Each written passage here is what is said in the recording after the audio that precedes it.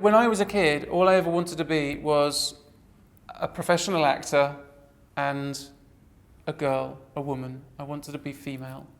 Female on the outside as well as on the inside, which is how I feel. Very difficult to talk to my parents. When I was a kid in the 70s, the moment I kind of expressed something of my gender identity, they said, I don't think we can really do that.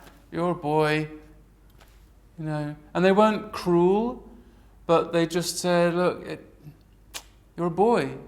Boys don't wear dresses. Sorry. And so I went, oh, okay, that's a shame. But, and I don't think my parents really realised the enormity of what it was. How could they? Having gender dysphoria is the most confusing, awkward thing, because you don't know, are you gay? Are you going mad? What's wrong? Why do you have these feelings? You feel guilty. You think that you're a pervert. You think all of these things. But when I made the decision, and I say this to anybody who's watching, whatever it is that you are troubled by, if once you take a deep breath, you take that leap of faith, you take that step, and you make the decision, everything becomes easier. Okay, there are things to do and paperwork and documents to change and stuff happens as a result of making that decision. But it's making the decision that opens up the world for you. The interesting thing as a trans person is that you have your second adolescence. And that's often when you're a grown-up. So you start making these mistakes again and you think, this is crazy. I'm 35 years old and I'm crying every 2 minutes, or I'm falling in love at the drop of a hat, or I've got dreadful makeup, or skin is all spotty because of the hormones. It's crazy. It is a difficult thing, but you always know that it's what should have happened the first time. At last, finally, it's okay.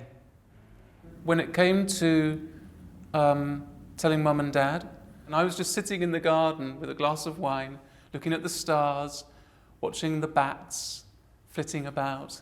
I thought, I have to tell them, but they're going to bed or they're doing this. And then I just started crying. And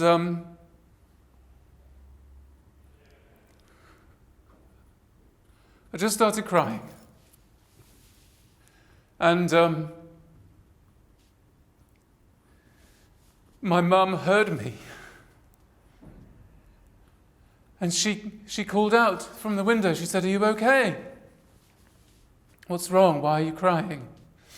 And I said, I have to tell you something. And I just poured my heart out to them, and I told them what it was that was troubling me. And we talked until 4 or 5 in the morning. And my parents just loved me and hugged me and embraced me and told me everything would be okay. And I wasn't to worry. They would support me.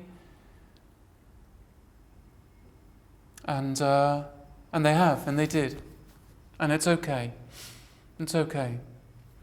I've had all sorts of horrible things happen to me, but I'm one of the lucky ones in that I've never had a broken bone, I've never ended up in hospital or, been seriously wounded.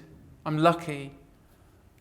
I know people have not been. Other people have been murdered for being trans.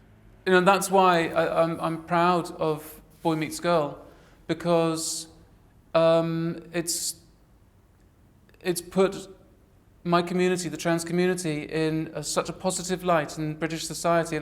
It's about the story of this woman. And the more people who see that and realise that she's just like everybody else, she just happens to be trans. So the fact is that people are having these conversations, people are learning and finally understanding, and to be part of that is an incredible privilege.